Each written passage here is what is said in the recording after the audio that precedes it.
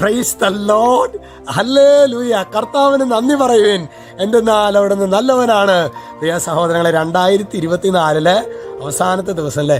ദൈവം എത്രയോ അനുഗ്രഹങ്ങളാണ് പ്രിയ സഹോദരങ്ങളെ നമ്മുടെ ജീവിതത്തിലെ തമ്പുരാൻ നൽകിയത്. നമുക്ക് ഈ അനുഗ്രഹങ്ങളൊക്കെ ഓർത്ത് ഇന്ന് നന്നായിട്ട് ബലിയർപ്പിച്ചിട്ടുണ്ടാവുമെന്ന് അറിയാം. എന്നാലും ഒരു ജപമാലയും കരുണകൊന്തയൊക്കെ ചൊല്ലി ശരിക്കും ശക്തമായിട്ട് ഇന്ന് ഈശോയെ നന്ദി നന്ദി നന്ദി, വേറെ ഒന്നും പറയേണ്ട കാര്യമില്ല, ഈശോയെ നന്ദി നന്ദി നന്ദി എന്ന് പറഞ്ഞ് നമ്മൾ പ്രാർത്ഥിക്കും. പിന്നെ ഇന്ന് സാധിക്കുന്ന പാതിര കുർബാന അല്ലെങ്കിൽ പാതിര കുർബാനയാണെങ്കിൽ ഉറങ്ങാതെയൊക്കെ പങ്കെടുക്കണം. നൈറ്റ് വിജിൽ പറ്റുന്നവർ നൈറ്റ് വിജിൽ പ്രാർത്ഥിക്കണം. അതുപോലെ തന്നെ നാളെ നല്ല ഒരുക്കത്തോടെ വേണം 2025 ബലിയർപ്പിക്കാനായിട്ട് കേട്ടോ. ഇന്ന് നമ്മൾ ധ്യാനിക്കുന്നത് അത് പ്രഭാഷക പുസ്തകം 16 വചനം വെളിപ്പെടുന്നത് എങ്ങനെയാണ്? പ്രവൃത്തികൾക്കൊത്ത പ്രതിഫലം ഓരോരുത്തനും ലഭിക്കും. പ്രവൃത്തികൾക്കൊത്ത പ്രതിഫലം. പ്രിയ സഹോദരങ്ങളെ, തമ്പുരാന്റെ സന്നിധിയിൽ നമുക്കറിയാം, നമ്മൾ ഈ CCTV എന്ന് പറഞ്ഞൊരു സംഭവം നമുക്കറിയാലോ അല്ലെ? എല്ലാം കാണും.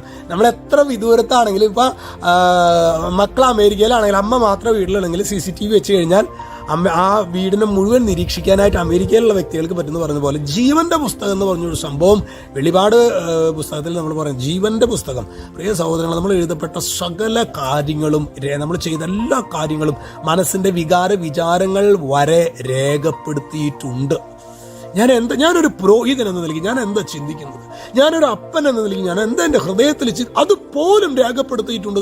അതാണ് പ്രിയ സഹോദരങ്ങളെ 16 വചനം പറയണത്, പ്രവൃത്തികൾക്കൊത്ത പ്രതിഫലം ഓരോരുത്തരും ലഭിക്കും. അപ്പൊ ഈ ഒരു വിചാരത്തോടെ വേണം 2024 കർത്താവിന് നന്ദി പറയും. നമ്മൾ എത്രയോ വീഴ്ചകൾ വന്നു അല്ലെ? ഞാൻ നോക്കുകയാണ് സഹോദരങ്ങളെ, ഒരു പുരോഹിതൻ എന്ന നിലയ്ക്ക് എത്രയോ വീഴ്ചകൾ, പക്ഷെ എന്നാലും കർത്താവ് എന്നെ പൊതിഞ്ഞു പിടിച്ചു. സാറില്ലടാ, ഇനി നീ ശ്രദ്ധിക്കണം കേട്ടോ.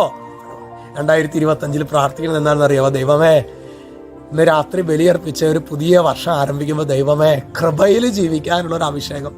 എത്രയോ അവിശ്വസ്തത ഞാൻ കാണിച്ചു, എന്നാലും നീ അതെല്ലാം കഴിയില്ല കർത്താവേ. എന്നിപ്പോഴും നീ സ്നേഹിക്കുന്നുണ്ടല്ലോ കർത്താവേ. നന്ദി പറയുന്നു. എന്നാലും നന്ദിയുടെ വികാരത്തോടെ വേണം 2025 ആരംഭിക്കാനായിട്ട്. ഈശോ നമ്മ എല്ലാവരെയും സമൃദ്ധമായിട്ട് അനുഗ്രഹിക്കട്ടെ. രക്ഷിതാവ് യേശുക്രിസ്തുവിന്റെ നാമത്തിൽ ആശീർവദിക്കുന്നു, ഇപ്പോഴും എപ്പോഴും എന്നേക്കും. ആമേൻ.